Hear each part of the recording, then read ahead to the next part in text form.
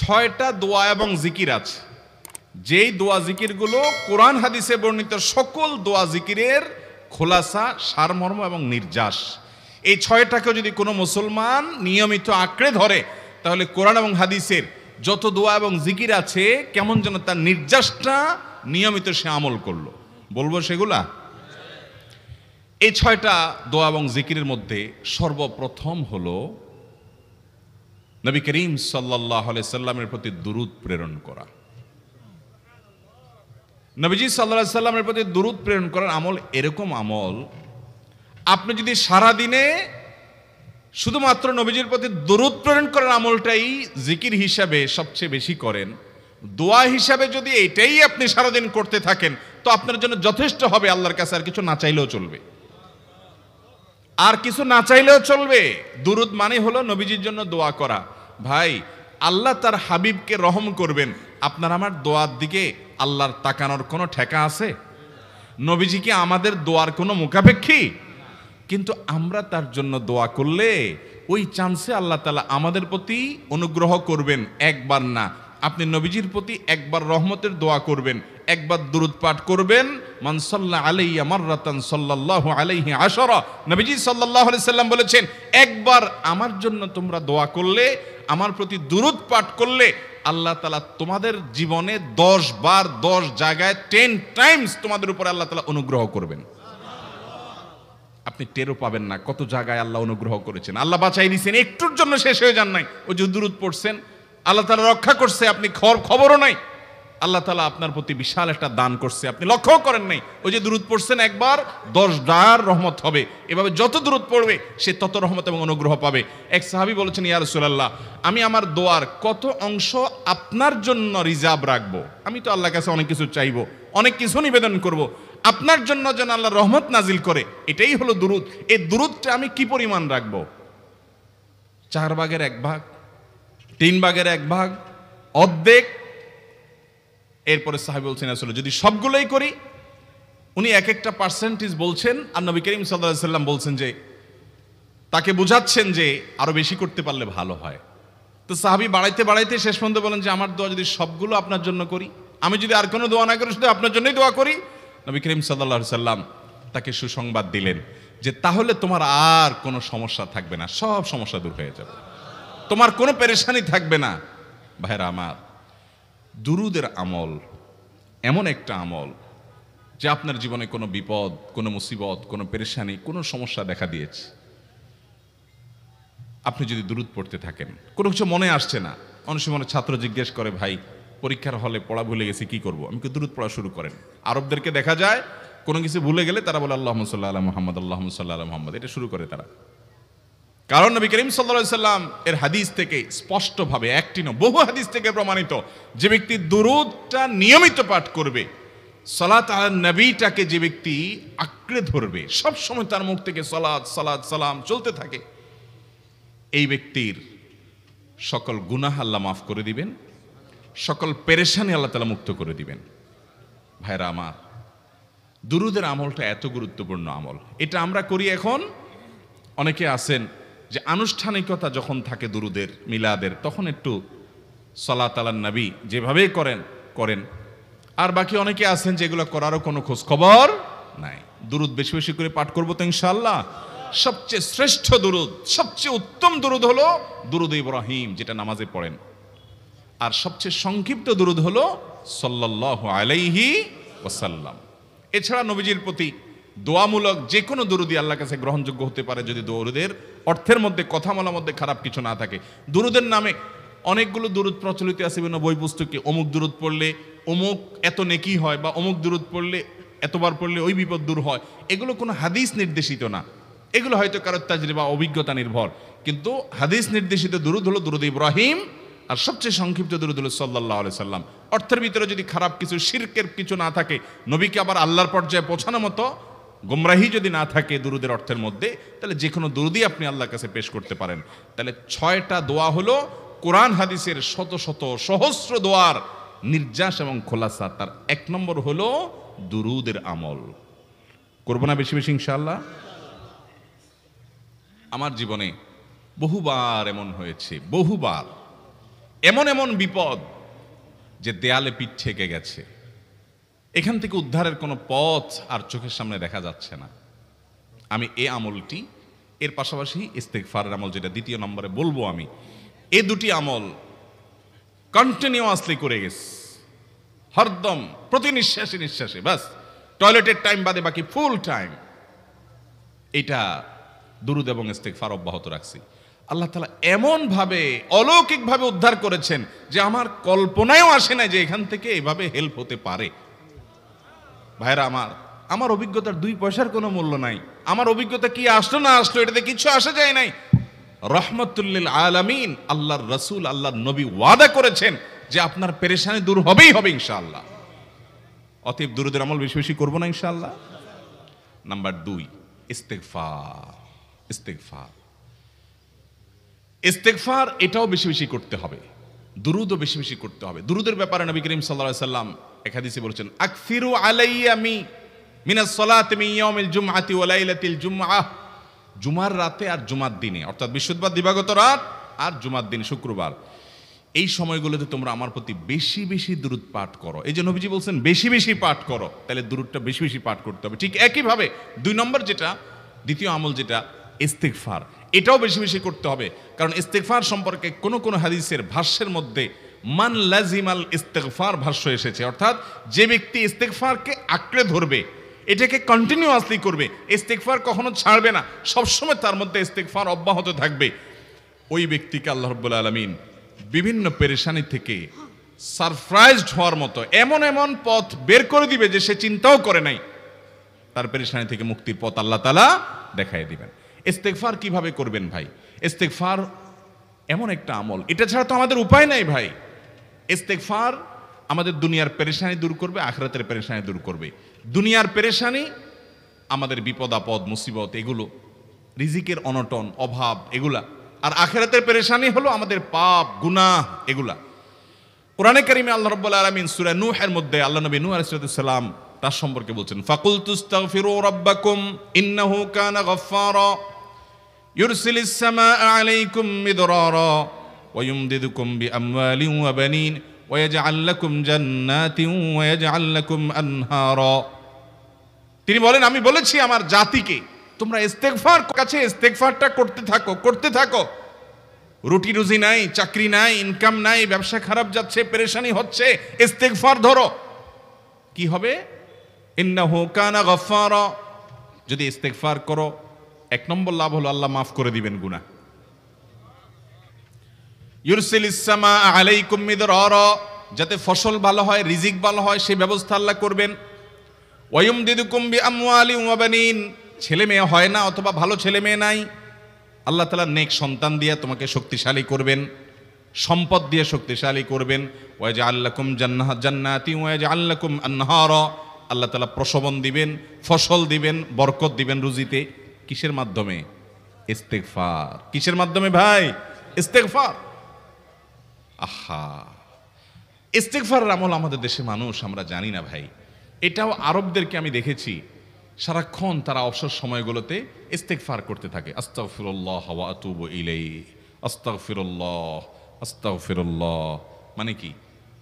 আল্লাহর কাছে আমি ক্ষমা প্রার্থনা করি, আল্লাহর কাছে আমি মাপ চাই, আল্লাহর কাছে আমি তওবা করি, আল্লাহর দিকে আমি ধাবিত হই, আল্লাহর কাছে আমি ফিরে যাই, আস্তাগফিরুল্লাহ আস্তাগফিরুল্লাহ। আপনি বসে আছেন নিরিবিলি, ভাইরা আমার, এখন আর নিরিবিলি বলতে কোনো সময় নাই, এখন আর ফ্রি টাইম নাই, এখন আর আমাদের অবসর টাইম নাই। আস্তাগফিরুল্লাহ কখন বলবো? মোবাইল টিপতে টিপতে টিপতে টিপতে, ফেসবুকের নোটিফিকেশন দেখতে দেখতে দেখতে, লাইক কমেন্ট গুনতে গুনতে আমাদের এখন কোনো ফুরসত নাই।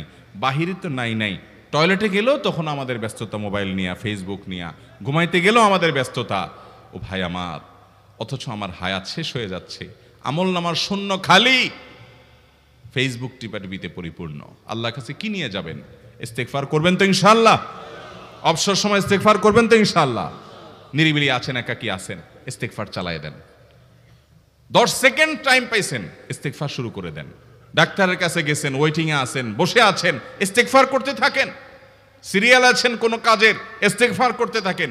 ডিউটিতে যাচ্ছেন গাড়িতে, বাইসাইকেলে, বাইকে, যে কোনো ভাবে পায়ে হেঁটে ইস্তেগফার করতে থাকেন। যে কোনো অবসরের সময়গুলোকে ইস্তিগফার দিয়ে পরিপূর্ণ করে দেন। ভাইরা আমার, ইস্তিগফার সকল সমস্যার সমাধান। ইস্তিগফারের ভিতরে সবচেয়ে শ্রেষ্ঠ ইস্তিগফার হলো সাইয়্যিদুল ইস্তিগফার। সাইয়্যিদুল ইস্তিগফারটা যদি মুখস্থ না পারেন, অন্তত লিখিত ভার্সনটা পড়েন। সাইয়্যিদুল ইস্তিগফারের যে অর্থ, এটার যে মর্ম, বড় হৃদয়গ্রাহী ভাই, বড় মর্মস্পর্শী। ইমানদার এটার অর্থের দিকে তাকায় যদি পড়ে, তো তার অন্তর না গলে পারে না। আল্লাহুম্মা আনতা রব্বি, হে আল্লাহ আপনি আমার রব, আপনি আমার পালনকর্তা লাগেন। আপনার সাথে আমার এই সম্পর্ক, আমি আপনার গোলাম, আপনি আমার রব, এই সম্পর্কটা আপনার সাথে আছে। আল্লাহুম্মা আনতা রব্বি লা ইলাহা ইল্লা আন্ত, ও আল্লাহ আপনি ছাড়া আমার ইবাদত, আমার গোলামি, আমার দাসত্ব, উপাসনার উপযুক্ত আর কেউ নাই। আল্লাহুম্মা আনতা রব্বি লা ইলাহা ইল্লা আন্ত খালাকতানি, আপনি আমাকে সৃষ্টি করেছেন। ওয়া আনা আবদুক, আল্লাহ আমি আপনার গোলাম। দেখেন কিভাবে আল্লাহর সাথে সম্পর্কটার কথা বলা হচ্ছে মুহাব্বতের সাথে। খালাকতানি ওয়া আনা আবদুক, আল্লাহ আপনি আমাকে সৃষ্টি করেছেন আর আমি আপনার গোলাম। ওয়া আনা আলা আহদিকা ওয়া ওয়া'দিকা মাস্তাতা'তু, আল্লাহ আপনার সাথে যে অঙ্গীকার করেছিলাম, আলাস্তু বিরব্বিকুম, আপনি জিজ্ঞেস করেছেন। আলমে আরওয়াহাতে আমরা বলেছি বালা, হ্যাঁ আপনি আমার রব। আপনাকে রব হিসাবে স্বীকৃতি দিয়ে আপনার গোলামি করার যে অঙ্গীকার আমরা করেছি, কালিমাতুশ শাহাদা যে আমরা পাঠ করেছি, এই যে আপনার সাথে কৃত অঙ্গীকার, রব হিসাবে স্বীকৃতি দেওয়ার পর, গোলাম হিসাবে মেনে নেওয়ার পর, আমি আপনার যে গোলামি করার কথা ছিল, ওয়া আনা আলা আহদিকা ওয়া ওয়া'দিকা মাস্তাতা'তু, যতটুকু পারছি আমি সে ওয়াদার উপরে থাকার চেষ্টা করছি আল্লাহ। ওয়া আনা আলা আহদিকা ওয়া ওয়া'দিকা মাস্তাতা'ত আবুউ লাকা বিনি'মাতিকা আলাই, আল্লাহ আমি স্বীকার করি আপনি আমার প্রতি অনেক নিয়ামত দিয়েছেন, অনেক নিয়ামত দিয়েছেন, এটা আমি স্বীকার করি।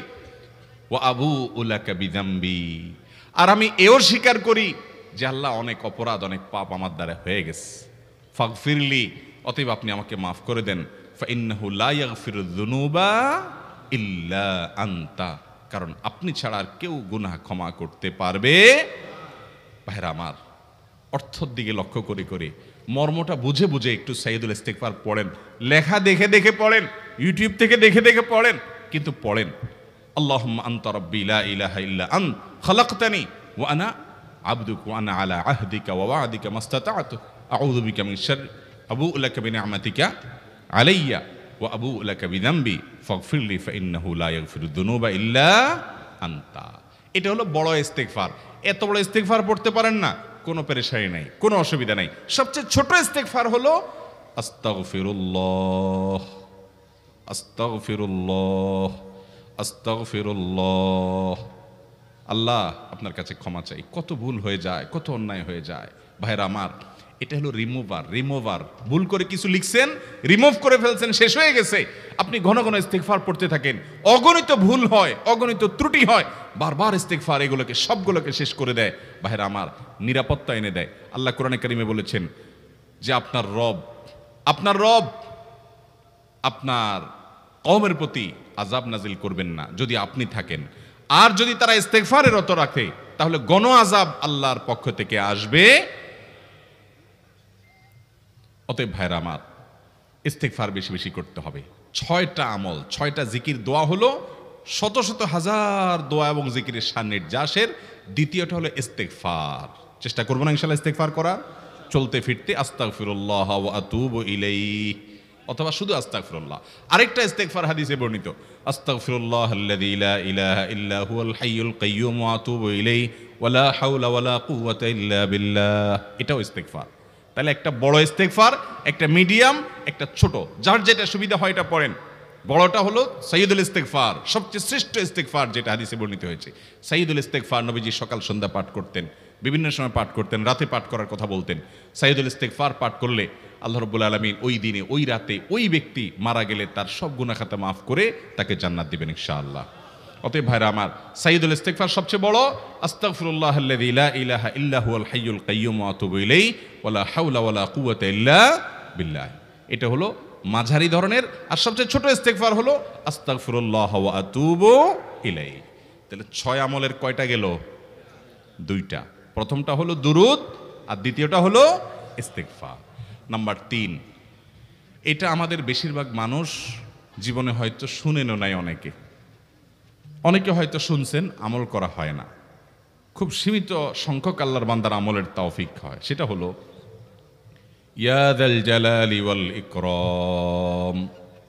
এটা একটা জিকির, আল্লাহ তাআলাকে ডাকা, আহ্বান করা, এটাই জিকির। ইয়া যাল জালালি ওয়াল ইকরাম। নবী করিম সাল্লাল্লাহু আলাইহি সাল্লাম বলেছেন, আলিজু বিয়া যাল জালালি ওয়াল ইকরাম। তোমরা ইয়া যাল জালালি ওয়াল ইকরাম এটাকে আঁকড়ে ধরো, এটাকে নিয়মিত করো, বেশি বেশি করে বলতে থাকো এটাকে সব সময় এটাকে মুদাওয়ামাতের সাথে কন্টিনিউয়াসলি এটা বলতে থাকো, ইয়া যাল জালালি ওয়াল ইকরাম। অনেক উলামায়ে কেরাম, মুহাদ্দিসিনে কেরাম ইয়া যাল জালালি ওয়াল ইকরাম কেন নবীজি এত বেশি বলতে বলেছেন, এটার মাধ্যমে আমাদের লাভটা কি, এর ব্যাখ্যা করতে গিয়ে বলেছেন ইয়া যাল জালাল মানে হলো হে মহান মহান বড়ত্বের অধিকারী, হে জালালের অধিকারী, হে জালাল, ওয়াল ইকরাম হে দানশীল। তাহলে প্রথম বাক্যে আল্লাহর বড়ত্বের কথা স্বীকৃতি দিয়ে প্রশংসা করা হয়, আর দ্বিতীয় বাক্যে হে দানশীল বলে আল্লাহ তাআলার কাছ থেকে চাওয়া হয় যে আপনি যেহেতু দানশীল এবং আপনি যদি মহান, অতএব আপনি আমাকে দান করেন। এটা ডাকলেই, আল্লাহকে এই বলে ডাকলেই চাওয়া হয়ে যায়। এই জন্য বেশি বেশি করে ইয়া যাল জালালি ওয়াল ইকরাম পড়তে হবে। অনেকে হয়তো নতুন শুনেছেন, আজকে থেকে শুরু করে দিবেন ইয়া যাল জালালি, সকাল বিকাল মনে থাকে না তো লিখে লিখে ওয়ালে টাঙ্গায় দেন, বাসা বাড়িতে এমন জায়গায় লিখে রাখেন তাকাইলে নজরে পড়ে, কারণ মোবাইলে আমাদেরকে সবকিছু ভুলায় দেয়, দুনিয়ার ব্যস্ততা সব ভুলায় দেয়। এই জন্য বেশি বেশি ইয়া যাল জালালি ওয়াল ইকরাম পড়বো। 3টা হয়ে গেল। নাম্বার 4 নম্বর যে দোয়া এবং জিকির করতে নবী করিম সাল্লাল্লাহু আলাইহি সাল্লাম সব সময় আমাদেরকে উৎসাহ দিয়েছেন, অনুপ্রেরণা দিয়েছেন। এবং ইবনে সাদি রাহিমাহুল্লাহ তিনি 6টা নির্যাস দোয়া এবং জিকির যে বলেছেন তার 4 নম্বর হলো লা হাওলা ওয়ালা কুওয়াতা ইল্লা বিল্লাহ। লা হাওলা ওয়ালা কুওয়াতা ইল্লা বিল্লাহ। লা হাওলা ওয়ালা কুওয়াতা ইল্লা বিল্লাহ এটা হলো সারেন্ডার করা, আল্লাহর কাছে সারেন্ডার করা, আত্মসমর্পণ করা। মানে আল্লাহ ছাড়া কোনো ভালো কাজ করার ক্ষমতা কারণ নাই, করার তৌফিক দেওয়ার ক্ষমতা কারণ নাই, আর পাপ থেকে বাঁচানোরও ক্ষমতা কারণ নাই। এই জন্য আমি কেমন যেন আল্লাহর কাছে সারেন্ডার করছেন, লা হাওলা ওয়ালা কুওয়াতা ইল্লা বিল্লাহ। কোনো অবস্থা, কোনো সামর্থ্য এগুলো কারোর কাছে নাই, শুধুমাত্র কার কাছে আছে? আল্লাহর কাছে আছে। এই অর্থ বুঝে আপনি লা হাওলা ওয়ালা কুওয়াতা ইল্লা বিল্লাহ বেশি বেশি পাঠ করবেন। নবী করিম সাল্লাল্লাহু আলাইহি সাল্লাম বলেছেন, তোমাদেরকে কি আমি জান্নাতের একটা ভান্ডারের খবর দিব, যেটা জান্নাতের ভান্ডার, সওয়াব টওয়াব না, সাধারণ অল্প স্বল্প সওয়াব না, পুরো জান্নাতের ভান্ডারের সন্ধান দিয়ে দিব। সাহাবা ইকরাম তো চাইতেনই সেটা। নবীজি সাল্লাল্লাহু আলাইহি সাল্লাম তখন বলেছেন যে লা হাওলা ওয়ালা কুওয়াতা ইল্লা বিল্লাহ এটা হলো কানজুম মিন কুনুজিল জান্নাহ, জান্নাতের ভান্ডার সমূহের মধ্যে থেকে একটা বড় ভান্ডার হলো লা হাওলা ওয়ালা কুওয়াতা ইল্লা বিল্লাহ। অতএব এই আমলটাও বেশি বেশি করবেন। 4 নম্বর আমল হয়ে গেল। দুরুদের আমল 1, ইস্তিগফারের আমল 2, ইয়া যাল জালালি ওয়াল ইকরাম 3, লা হাওলা ওয়ালা কুওয়াতা ইল্লা বিল্লাহ। কয়টা হলো? 4। 5 নম্বর আমল হলো দোয়া ইউনুস। দোয়া ইউনুস জানা আছে তো? লা ইলাহা ইল্লা আনতা সুবহানাকা ইন্নী কুনতু মিনাজ জালিমিন। ভাইরা আমার, অর্থের দিকে তাকায়া মাঝে মধ্যে মোবাইল টোবাইল সব ফালায় রেখে একটু আল্লাহর সাথে কথা বলবেন, আল্লাহর সাথে একটু কানেক্টেড হওয়ার চেষ্টা করবেন, আল্লাহর সাথে একটু সংযুক্ত হওয়ার চেষ্টা করবেন। ডিসকানেক্টেড তো পুরো লাইফটা কাটাই দিলেন, একটু কানেক্টেড হওয়ার চেষ্টা করেন। প্রতিদিন কিছু সময় বসে একটু জিকির করেন, চলতে ফিরতে একটু আল্লাহকে সময় দেন। আপনি উপকৃত হবেন, আপনার কল্ব জিন্দা হবে, আমল নামা সওয়াবে পরিপূর্ণ হবে। লা ইলাহা ইল্লা আনতা সুবহানাকা ইন্নী কুনতু মিনাজ জালিমিন। অর্থের দিকে তাকান, কত মর্মস্পর্শী। লা ইলাহা ইল্লা আনতা, আল্লাহ আপনি ছাড়া কোনো সত্যিকারের মাহবুদ নাই, উপাস্য নাই। সুবহানাক, আপনি পবিত্র, আমি আপনার পবিত্রতা জ্ঞাপন করছি। ইন্নী কুনতু মিনাজ জালিমিন, তবে আমি সেসব মানুষদের অন্তর্ভুক্ত যারা নিজের প্রতি নিজে জুলুম করেছে, অবিচার করেছে, অন্যায় করে আমার নিজের পায়ে নিজে কুড়াল মেরেছি বহু। অতএব আপনি আমাদের প্রতি রহম করেন। এই দোয়া পাঠ করে আপনারা সবাই জানেন আল্লাহর একজন নবী, তিনি জীবনের সবচেয়ে কঠিন পরিস্থিতির মুখোমুখি হয়ে এমন বিপদে পড়েছেন যে বিপদ থেকে উদ্ধারের কোনো পথ ছিল না। দুনিয়াবী সকল সিস্টেম বলবে যে সমুদ্রে নিক্ষেপিত হয়ে বিশাল বড় সমুদ্রের প্রাণী মাছের পেটে চলে গেলে সে মানুষ আবার বাঁচে কিভাবে? মুহূর্তের ভিতরেই তো মারা যাবে অক্সিজেনের অভাবে। এটাই দুনিয়ার সিস্টেম বলে। আল্লাহ তাআলা অলৌকিকভাবে, লৌকিক সিস্টেমের ঊর্ধ্বে রেখে আল্লাহ তাআলা তাকে এই বাক্য পাঠ করার কারণে এর মাধ্যমে আল্লাহ তাকে মুক্তি দান করেছেন। এবং আল্লাহ তাআলা এই ঘটনা কোরআনে উল্লেখ করার পর একটা সুসংবাদ বলছেন আমাদের সবার জন্য, বিরাট বড় আনন্দের সংবাদ। আল্লাহ বলেছেন, ওয়াকাযালিকা নুনজিল মুমিনিন।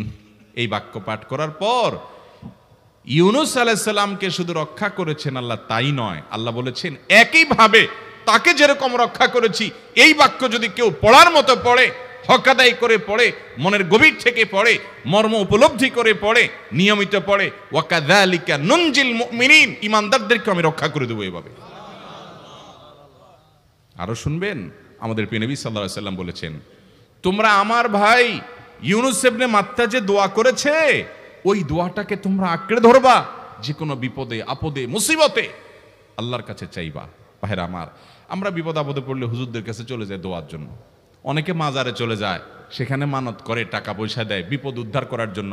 কপাল পোড়া জানে না ও কার গোলাম, ও আরশে আজিমের মালিকের গোলাম, তার সাথে ডাইরেক্ট কানেক্টেড হওয়ার সুযোগ আছে, শুধু ইউজ করলেই হয়, সুইচ দিলেই হয়। কপাল পোড়া জানে না, ডানে বামে গিয়ে নিজের আমল বরবাদ করে, ঈমান বরবাদ করে, তাওহীদ নষ্ট করে।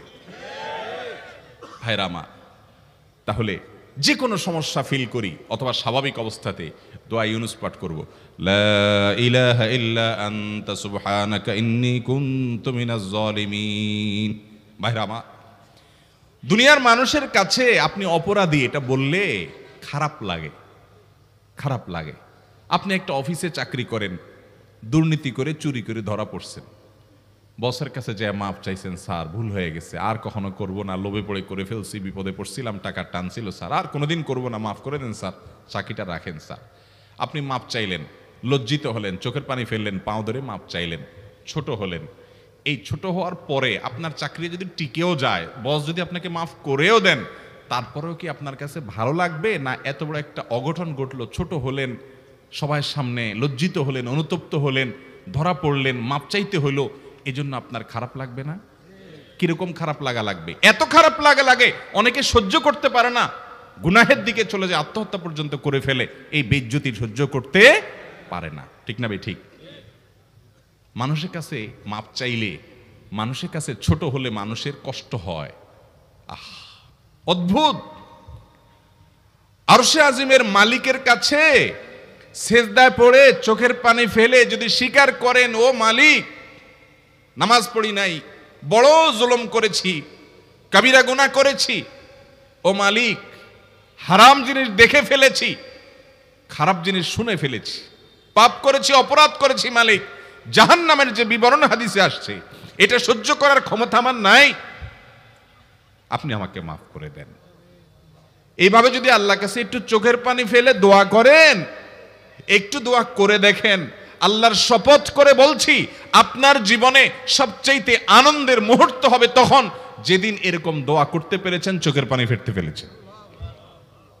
দুনিয়ার মানুষের কাছে ছোট হলে মানুষের মনটা সংকীর্ণ হয়, ছোট হয়, মানুষ অপমান বোধ করে, খারাপ লাগে। মালিকের কাছে যদি কেউ মাপ চায়, চোখের পানি ফেলে, ইস্তেগফার করে, ছোট হয়, তাহলে তার অন্তরে আরো আনন্দ অনুভব হয়।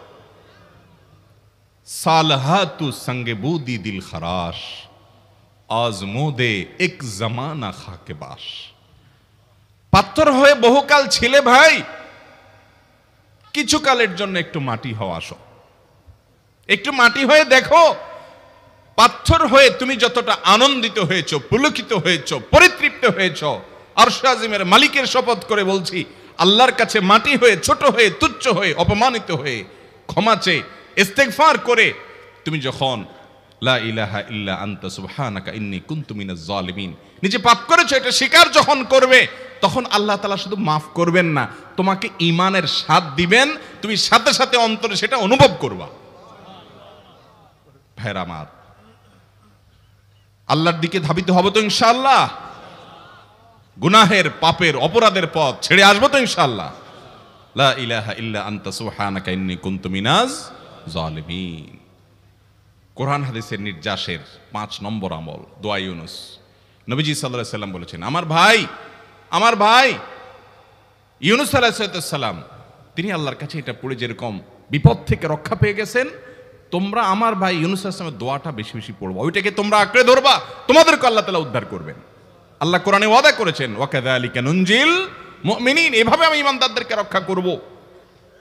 অতএব ভাইরা আমার, বিপদ আপদে ওই মাজারে দৌড় দিবেন না, হুজুরের কাছে দোয়া চান, এটাতে দোষের কিছু নাই, কিন্তু সবকিছুর আগে আপনি নিজে নিজের মালিকের কাছে চান।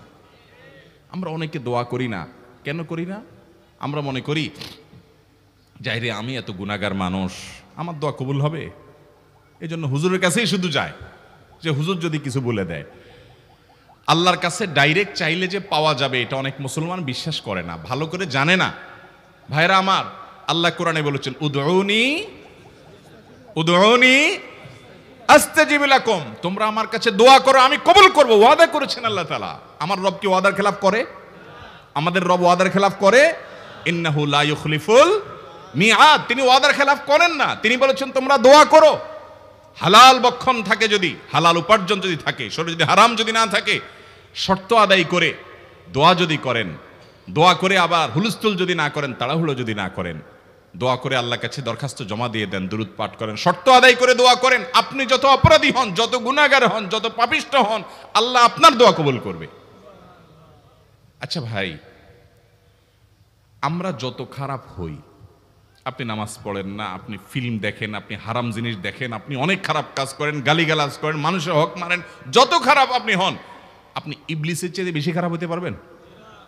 ইবলিসের চেয়ে বেশি খারাপ হওয়ার সুযোগ আছে?